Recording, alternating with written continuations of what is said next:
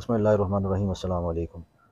आज मैं आपको खाक शिफा की ज़ियारत करवाऊँगा कि जिसके बारे में हमने किताबों में भी पढ़ा है और सुना भी है।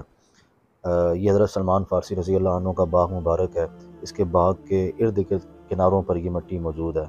इसका वाक़या कुछ इस तरह है कि ग़ालिबन ग़ज़वा तबूक या ग़ज़वा हुनैन से वापसी पर कुछ सहाबाए किराम, कुछ मुजाहिदीन ज़ख्मी थे और कई सहाबा के ज़ख्म बहुत बहुत शिद्दत के साथ थे।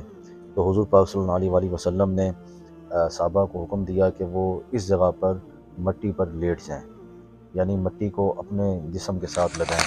तो जब सहाबा किराम इस बाग में आकर लेट गए तो अल्लाह ताला के हुक्म से सहाबा किराम के जितने ज़ख्म थे वो ठीक हो गए और अल्लाह ताला ने सहाबा किराम को हुज़ूर की बरकत से शिफा अता फ़रमा दी। और आज भी इस मिट्टी के अंदर बरकत है।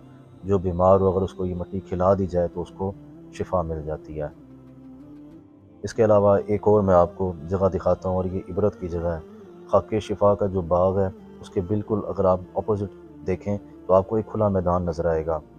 ये वो जगह है जहाँ पे मुनाफ़िकीन ने मस्जिद ज़र्रार की बुनियाद रखी, जिसका ज़िक्र कुरान में भी मौजूद है।